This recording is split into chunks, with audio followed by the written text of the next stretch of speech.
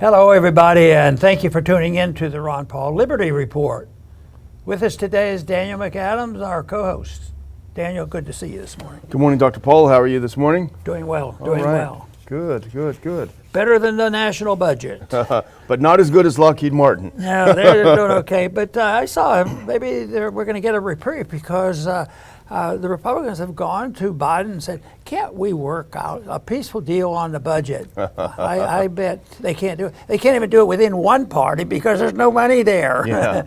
And productivity is going down. They haven't quite realized that the till is empty, and it's going to be a big problem. Anyway, we're going to talk about something where if they were interested in cutting back, it might be in the military-industrial complex, but then you would have to be treasonous to do that. Cut military? We've never done that. We just have to look for new opportunities. But it's always not wasted. It's always an investment. Yeah. You notice that we have to, all the domestic spending. This is an investment. This is an investment overseas to protect our empire, and protect our marketplaces. But the news is Pentagon forced to tap unreported ammo stockpile in Israel. Do you think Israel is doing this to service us or what? I thought they were pretty independent. They're independent with our weapons and our money. And why are we going in there and asking Israel to bail us out? Because we're rich and powerful and we have the biggest army in the world. We don't have any more bullets. Yeah. We've used up the bullets. So, but we have to go support Ukraine. We have to go after those Russians, and we have to support NATO, United Nations, IMF, the whole work. So it's very, very important that there is victory. But Putin said, "Well, you got to give us a little credit. You guys crossed the red line." A while back, when all of a sudden you broke all your promises and innuendos that you would stay away from our borders, and we don't like foreigners with a lot of weapons. We've had a little experience in that. There've been a few countries do that, so they have their argument to make. But right now, the momentum in the world has been on the side of this one little country that is dictating. Do they come over and send us a message and a thank you card? Why don't you give me more? We want more and more and more. So we keep giving it to them. Now we're running out of stuff. The weapon in the military-industrial complex, they're willing and able and capable. Can you imagine running out of bullets in a country as powerful as ours? But anyway, it's not too surprising because governments are so inept. But now there's going to be a discussion a little bit. Why have we become dependent, on stockpiles on Israel? And is that the way to go? And I quite frankly think that this is an avoidable circumstance if we had a different type of foreign policy. Yeah, absolutely. Let's put up this first clip now. This is the New York Times writing about it. The U.S. desperate for weapons and munitions to send to Ukraine. The title here is Pentagon sends U.S. arms stored in Israel to Ukraine. When you read down, it's not just Israel, but South Korea. So we had a big cache of weapons that we keep in Israel and we keep in South Korea just in case things get hot and we need to use them. We're having to dip into that because there aren't any weapons left. And it does kind of make you wonder because the Pentagon talks a lot, Dr. Paul, about how we need to fight two wars simultaneously. We need to be able to fight China and Russia. And here we are not able to even equip Ukraine to fight Russia. So it does make you wonder quite a bit about that. And there's a couple of things that are interesting. Why are they running out of weapons? We have the biggest military budget. We have bigger than the next 7 countries combined, yet we don't have any weapons to defend ourselves with. Look at this next clip. Now, this is from the New York Times article. And this shocked me. I had to read it a few times, Dr. Paul. The United States has so far sent or pledged to send Ukraine just over 1 million 155 millimeter shells. 1 million shells we've sent them already. A sizable portion of that, though less than half, has come from stockpiles in Israel and South Korea. We've sent them 1 million shells. Put the next one up, please. And The Ukrainian army uses about 90,000 artillery rounds a month, about twice the rate they are being manufactured by the United States and European countries combined. So they are literally sucking us dry of the weapons that we're told are here to defend America. It's gone. I just wonder whether there'll be any factions in Israel or any other place, even in the United States, that might complain that this will come across by being anti-Israel. Oh, you mean you're taking the weapons away from Israel? They're second-class citizens? Oh, but we have to, isn't there a bit of an irony about Israel being involved? And then when you look at the history of Ukraine and what was going on in World War II, it's now Israel has to come to the rescue of people who sympathized with their enemies back in World War II. Well, those are American weapons there, that we store there, that we leave there. But Israel has been very careful. They've said over and over, we're not going to send weapons to Ukraine. We don't want to get on the bad side of Russia. And I'm sure a lot of the stuff, they don't want to send sophisticated stuff because if it's captured, it can easily be reverse engineered. And the way things are going in Ukraine, it could find its way back to Iran for reverse engineering. But the fact that it's running through weapons like this to fight this proxy war, it is definitely a proxy war between the U.S. essentially and Russia. The Ukrainians are doing the bleeding, the Europeans are doing the freezing, and the takedown of Russia is what it's supposed to be. Now here's something else that's related, because here we're depleting all of our weapons, depleting our ability to defend the U.S., and here's the Secretary of the Navy, this is just a few days ago, put this next one on. This is from the Daily Mail. Navy Secretary says that U.S. Navy may need to choose between arming itself or Ukraine.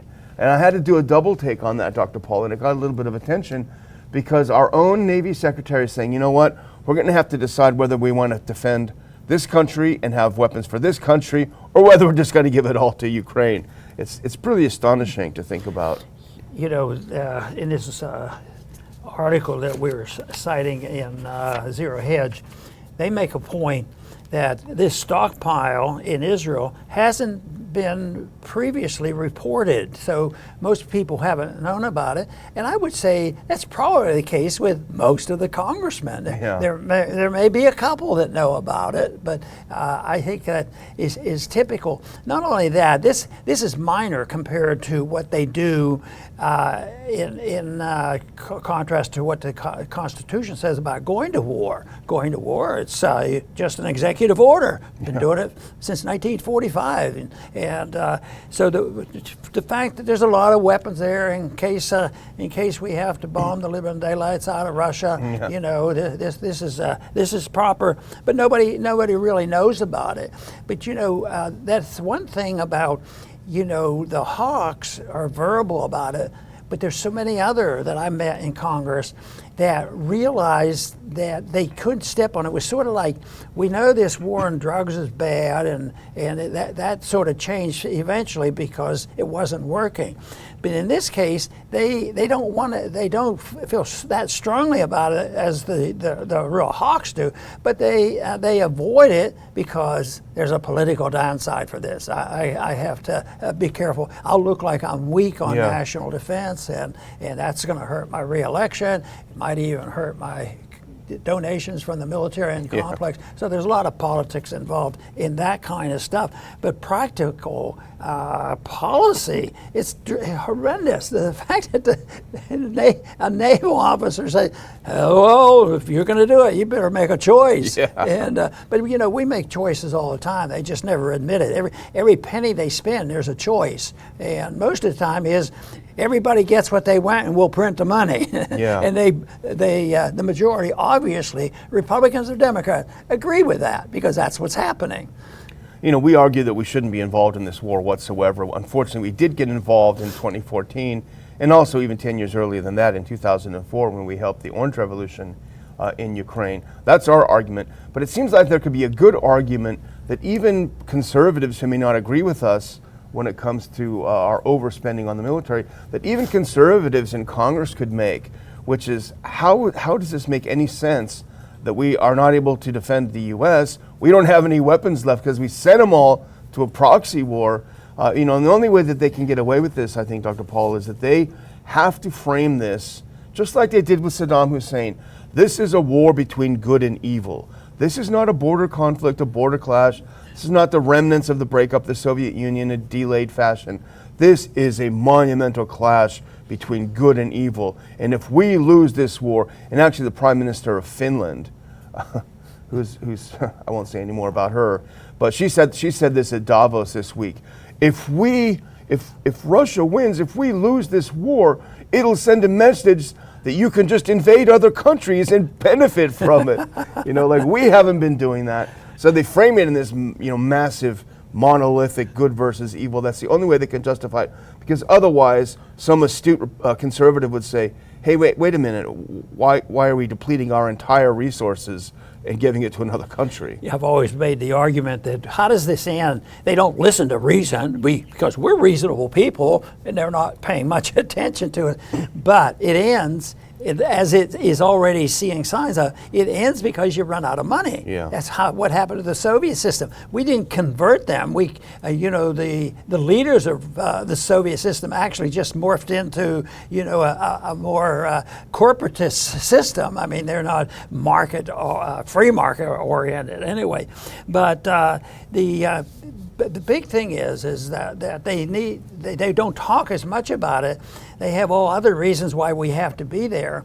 But the result is, if you've alluded to it, the result is there's antagonism. Yeah. But they don't see that as bad as long as it's contained and as long as it's an orderly, that we can just order more weapons. But here it is that it is. The more I think about it, the more astounding it is. How could we? I mean, we have a safe haven here, and we can do what we want. And it is extravagance. It's a malinvestment, wasted money. Everything is politicized. And when push comes to shove, maybe the American people will eventually half wake up, and say, "Yeah, we're going broke. So let's spend what we have left on ourselves," and something like that, instead of looking at a bigger picture. Well, here's to close this first section out. Here's a quote from the Secretary of the Navy. This is from Defense One. The Secretary was asked to respond to comments made at the conference by Admiral Daryl Cowdell, commander of U.S. Fleet Forces Command. Cowdell, the reporter said, worried that, quote, the Navy might get to the point where it has to make a decision whether it needs to arm itself or arm Ukraine. And has the Navy gotten to that point yet? And Del Toro, this is the Navy Secretary, replied to that saying, with regards to deliveries of weapon system for the fight in Ukraine, yeah, that's always a concern for us. And we monitor that very, very closely. I wouldn't say we're quite there yet, but if the conflict goes on for another 6 months, for another year, it certainly continues to stress the supply chain in ways that are challenging. And again, you have to wonder, why are we doing this? Why is it all in, everything in, for this Ukraine war? I suspect you have a pretty good opinion on exactly why, because we do talk about it a lot. No, that it is. I wonder about things like that, motivation. I keep thinking it's stupidity or just money. Yeah. And it could be Combination. It could be both. Yeah. Some of they just go along with it, and certainly the restraint that has been placed in the Constitution, that doesn't come up very often. If you listen to the debates, significant political debates, there's really not much talk about that. But the problems get worse, and they do not seem, because it seems like it fits into the category of the real rebels or the cultural Marxists, because whether it's economic chaos that they precipitate, which is hard for me to believe, why would they do this? Yeah. Well, maybe they're economic Marxists. At the same time, when you do dumb things like this and we provoke different countries, now they're seriously considering, and someday it's going to happen, where somebody's going to come up with an alternative to the dollar. Yeah. Not tomorrow, the next day, but it's going to happen because all reserve currencies end, and this one is starting to show weakening, and that will be a really big deal when it comes to the prosperity and safety of this country, and that is something that could be changed right now. We could change the policy and start the recovery, but a few people would be hurt. The military-industrial complex Yeah. cut their profits? What kind of a nonsense is that? We can't do that. So. You just reminded me, actually, Adam Dick at the Ron Paul Institute just wrote a little piece that we put up, and I encourage everyone to go over there and look at it. But he was comparing your 2006 speech on the House floor, the end of dollar hegemony, and he pointed out, and I'm sure you saw this on Zero Hedge today, about how the Saudis are talking about accepting, alternative currencies, non-dollar currencies. And it's a great piece because he contrasts what you said back then, your warnings then, and now they're coming true. So I would encourage everyone. They didn't listen? They didn't listen. Oh, my. But anyway, here's the next one. Let's put on this next clip. This is our second story. We've been scratching our heads so much today, Dr. Paul, that I don't know what's going to happen. Our brains are going to leak out. But I'm scratching my head over this one. This is from the Daily Mail. Biden administration wants to bring back mask mandates onto flights months after the president insisted the pandemic was over. Let's do the next clip, and I'm going to toss it back, Dr. Paul, because this is what we're talking about. Joe Biden's administration is fighting to reinstate a federal mask mandate for air travel, even after the president declared in September that COVID-19 pandemic is over, and it's been nearly a year since domestic airline passengers have been required to mask up on flights. The Justice Department argued the case before the 11th Circuit Court of Appeals Tuesday, which is yesterday, on behalf of the CDC. I can't believe that. That's part of the philosophy that the government's role, and the most important thing they do, is make us safe. Yeah. And that means from cradle to grave, and what we eat, drink, how we exercise, who we visit with, the whole work. And this is what they want to do. They're advertising safety. That means that we have to protect you on the highways, and we have to make sure that that you're safe from diseases, and the whole works. And even if it requires lying, they might even lie to us about COVID and the danger of it, but it's always making the people safe. Now, I didn't hear the word safe a whole lot on this incident, but that's what they're talking about. Yeah. Well, we're not doing it just for fun, and we apologize for the inconvenience, but we have to be safe, because if the Russians don't come, the bugs are coming. The bugs are coming. Yeah. We got to protect you. And just think, well, we have thought about it, and Mark mentioned all the time. Just think of how much of the opposite effect it has had. Has all this nonsense of masks and lockdowns and vaccines and booster shots. It's not only, it wasn't even neutral. Yeah. They'd have been better if they just gave out placebos. Yeah. And but no, we keep pounding away, and then we look at, now the information is coming. Now, I believe the stories now that are whispering about a cover-up on how many people get sick. The medical records are not reliable because of the way they're reporting on it. But we knew that from the very beginning, that the test for COVID was not reliable, and it was all based on making things look much worse than they were. And that, of course, has led to this very big problem for us. Well, here's another quote from the article, if we can put it up, because this puts it sort of in context, I think. So even as they're sending their lawyers to fight for new mask mandates, the article says, "The pandemic is over," Biden said during a 60 Minutes interview in September. "We still have a problem with COVID. We're still doing a lot of work on it." They go on to say, while walking through the Detroit Auto Show for his pre-taped CBS interview, Biden said, quote, "If you notice, no one's wearing a mask. Everyone seems to be in pretty good shape." Despite this statement and others lauding an end to the COVID-19 pandemic, the president last week quietly extended the national emergency declaration through April. So even though they're saying everything's fine now, no masks, still have to have that state of emergency. That's the trouble. Some politicians aren't careful enough. Every once in a while, they blurt out the truth. and they get themselves, "Oh, I'm not a hypocrite. No, this," and then they have to cover the bases because they've mixed up the bottom line for a couple companies. So. Yeah. This is just a little tidbit, if you can do this next one, because I thought you might find this interesting if you haven't seen it, Dr. Paul. This is from Fox News.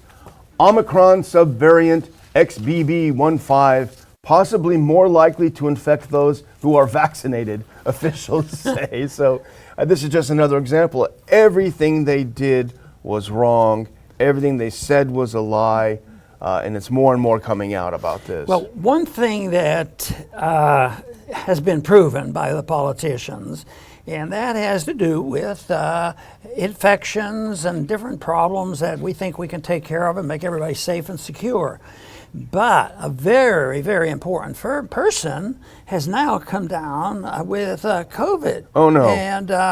And this is very important. I mean, if he's not in good shape, how's he going to regulate money? And that is the Federal Reserve Board Chairman Powell. Oh, no. He tests positive for COVID, and he has some symptoms. Oh, no. But this is the whole thing is, all I would say is, boy, you know, they ought to keep an EKG around. Yeah, Keep yeah. measuring that. But that to me is so sad. They get the attention.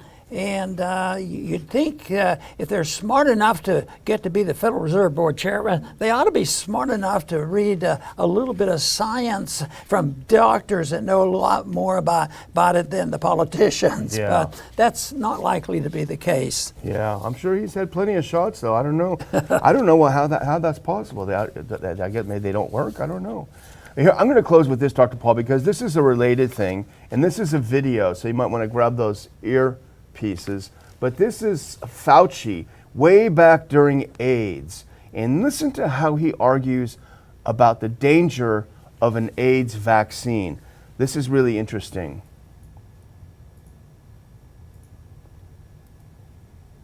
That a vaccine against AIDS may be impossible to make and too dangerous to test. If you take it and then a year goes by and everybody's fine, then you say, okay, that's good. Now let's give it to 500 people. And then a year goes by and everything's fine. You say, well, then now let's give it to thousands of people. And then you find out that it takes 12 years for all hell to break loose. And then what have you done? And that's fascinating because he says we got to be careful about any kind of vaccine because we may give this vaccine out a year, 2 years, and everything is fine. But 12 years down the road, all hell may break loose. That's pretty amazing when you're finding out that it's all breaking loose in just 1 year. It doesn't bode well for the future. I don't know why the Fauci of that era seemed to know a little bit more about science than the Fauci of this era. Right. Yeah, I'm done. That's my Okay. last thing. I'm going to have a brief mention, which is political, and I'm not into politics at all. You like political polling, Yes. so you might catch a tidbit here. And this one is just out recently. Trump trounces DeSantis in potential GOP primary matchup, a new poll shows. Technically, I would say this probably doesn't have a whole lot of meaning, but maybe it is counteracting at least the pretense of the establishment, which is, to bury Trump. He's gone. He's nothing. But all of a sudden it comes along here, and this is plausibly, a bit of information that might make it legitimate for Trump to say, hey, not so bad, not so bad. He was 17 points ahead. But that same poll showed that Cheney, Congresswoman, ex-Congresswoman Cheney, had 3%, I say. So she's recording. So, but anyway, I think that is a little bit different, and because the one thing is people have shorter memories, and I do believe that his more quiet attitude in the past 6 months or so, when all that stuff was going on with the speaker, maybe he's being guided with a little bit different approach. So that would be all right, because we want a contest, because we don't want to think that the Republicans can't have somebody that can beat Biden. That's pretty bad. So I want to thank everybody for tuning in to the Liberty Report. We appreciate your support very much.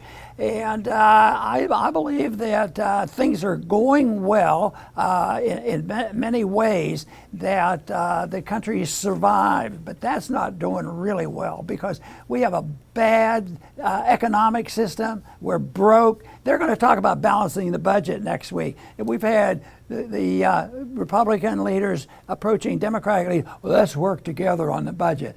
Well, if you think that if they did that, it might have an economic effect. But don't change your economic opinion, because in 1 year you're going to have the budget balanced. But they're not even pretending that, no more 5-year plans. The 10-year plan is we're going to balance the budget in 10 years. Well, who knows what it'll be like in 10 years? And that is the reason why we should pay much more attention, basically, to our guidelines for our policies, which would be our Constitution. Just think there would be a Federal Reserve System, there wouldn't be an IRS, there would be sound money, the whole works, and we wouldn't be able to start a war with an executive order. It'd be so different, and yet people rope along, and now they have it pretty well established, but their position is weakening, that if you take those positions, you're somehow treasonous, that you hate your country and you hate your military because you won't pursue the empire. Well, I'll tell you what, empires have one ending, they end, and ours is weakening. And one of these days we'll find out what it's like when you're living in a situation where the empire has ended. Everybody will have to pay something for that. We're already in the business of paying back the borrowing, and the way you measure that is whether or not your prices have gone up, and they are, and that's a sign of bankruptcy. But I do want to thank everybody for tuning in today to the Liberty Report. Please come back soon.